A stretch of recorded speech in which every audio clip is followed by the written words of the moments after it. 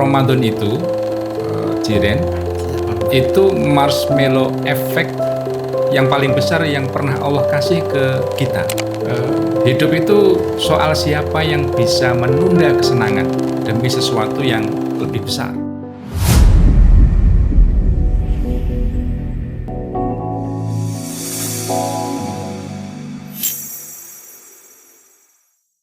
Assalamualaikum warahmatullahi wabarakatuh. Waalaikumsalam warahmatullahi wabarakatuh.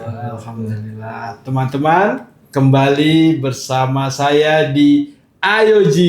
Ayo kembali ke rumah, saling menginspirasi. Alhamdulillah, Abah, ini bulan puasa Ramadan yang pertama, Abah. Jadi mudah-mudahan puasa ini bukan cuma datang sebagai rutinitas tahunan, Abah. Jadi mudah-mudahan sebagai titik balik kehidupan kita bisa menjadi lebih baik lagi. Amin. Bah, hari ini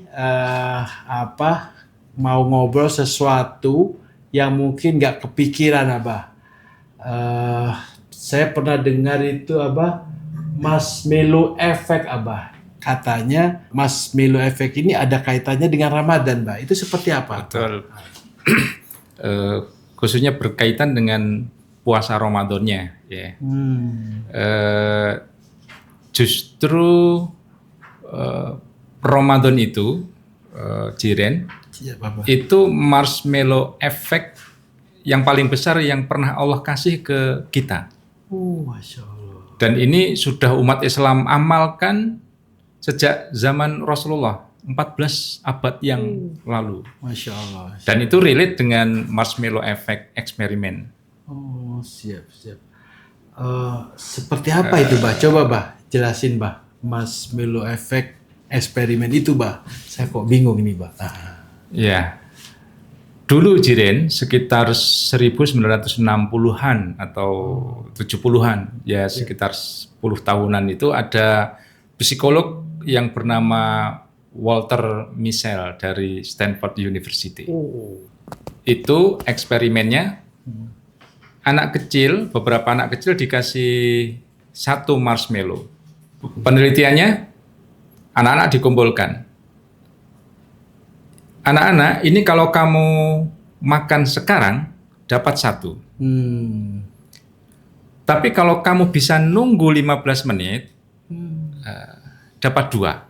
Dan ternyata, Jiren, anak yang bisa menahan diri 15 menit itu, saat dewasanya, itu lebih stabil dalam kehidupannya. Lebih kuat, lebih siap menghadapi tantangan-tantangan kehidupannya. Oh, siap, Pak. Berarti dengan metode marshmallow effect itu bukan berarti hidup ini siapa yang cepat dia yang dapat berarti, Pak, ya? Bukan. Hidup itu soal siapa yang bisa menunda kesenangan demi sesuatu yang lebih besar. Oh, Masya Allah. Terus ini sambungannya dengan Ramadan seperti apa ini, Bah? Berarti, Bah? Ramadan itu Allah seperti sedang bertanya pada kita. Kamu mau yang sekarang atau yang lebih besar nanti? Siang kita lapar dulu. Puasa. Siang kita haus dulu. Sebenarnya nggak ada yang lihat sebenarnya. Kalau kita mau minum diam-diam. Atau pas wudhu gitu, seruput gitu. Enggak. Tapi kita tetap menahan. Kita tetap menahan sebagaimana marshmallow effect menahan 15 menit. Itulah Jiren, itulah takwa. Endgame Ramadan adalah takwa. Dalam Al-Quran Allah bilang puasa agar kita bertakwa, la'allakum tattaqun. Dalam tafsir Ibnu Katsir dijelaskan pula takwa itu merasa diawasi Allah meskipun sendirian. Puasa itu bukan sekedar menahan makan minum, tetapi menahan diri dari jadi manusia yang impulsif, Jiren. Oh, siap Abah. Berarti puasa itu berarti kayak nahan kita nggak overacting gitu, nggak berlebihan ataupun puasa nggak usah balas-balas komen-komen yang toksik atau yang sampah gitu ya berarti Abah. Nah itu Jiren. Ramadan ngajarin kita, kamu nggak harus nurutin semua keinginanmu. Di zaman yang serba instan ini, Jiren, sabar itu langka. Dan orang yang sabar itu levelnya beda tentu. Wah, keren itu Bah. Berarti kayak model hack level gitu ya Bah ya.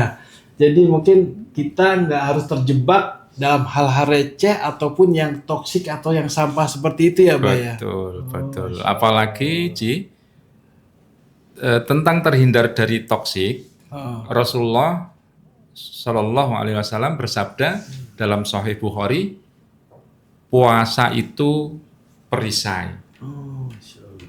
Perisai dari apa? Dari diri kita sendiri. Kadang musuh terbesar kita itu bukan orang lain, Jiren, tetapi ego kita, nafsu kita, FOMO kita.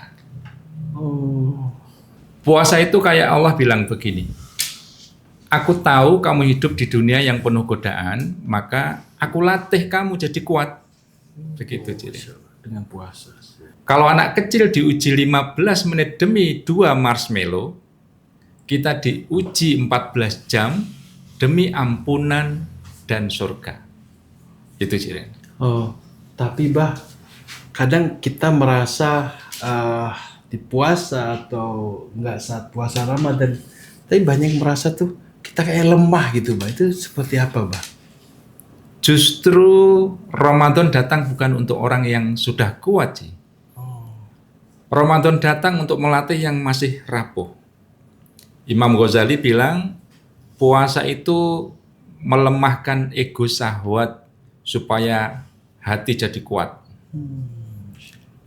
Ketika siang perut mulai kosong ya, Iya, puasa. dan tenggorokan kering, kita Seperti baru betul.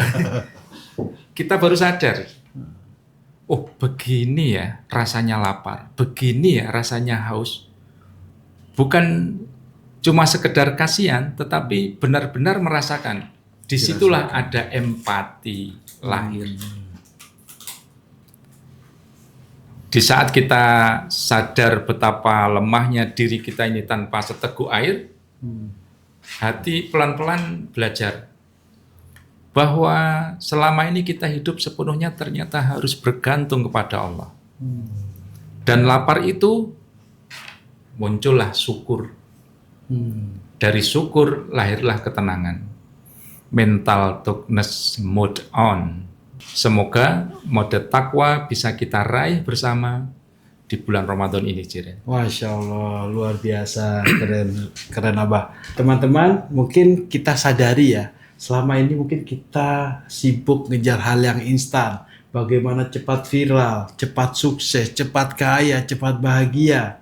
Tetapi Ramadan ini mengajarkan suatu hal, yaitu yang berbeda. Bahwa yang paling berharga itu justru apa yang dibalik apa yang kita tunggu. Jadi kita tahan gitu ya Abah ya. Jadi kalau kita bisa menahan lapar demi Allah, berarti juga kita harus bisa menahan amarah, menahan ego, menahan syahwat tadi ya Abah ya, menahan keputusan-keputusan yang sekiranya akan menyakiti diri kita sendiri berarti Abah. Jadi luar biasa. Jadi belajar menahan ini seperti itu. Jadi Ramadan nggak cuma sekedar menahan, nggak makan, nggak minum, tapi harapannya dengan Ramadan ini kita bisa belajar menjadi manusia yang lebih dalam, lebih sabar, lebih tenang dengan menahan, dengan berpuasa ini. Jadi kawan-kawan semua, Ramadan ini jangan dilewatkan begitu saja. Jadi bagaimana Ramadan ini bisa mengubah kita lebih hebat, lebih kuat, dan lebih bisa menahan amarah, menahan sesuatu hal untuk hasil yang Mudah-mudahan Allah bisa lebih besarkan seperti itu. Masya Allah, luar biasa.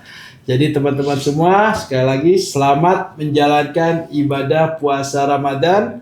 Wassalamualaikum warahmatullahi wabarakatuh. Sampai jumpa lagi di podcast saya lagi. Ayo Ji, ayo kembali ke rumah, saling menginspirasi. Terima kasih ya Bang.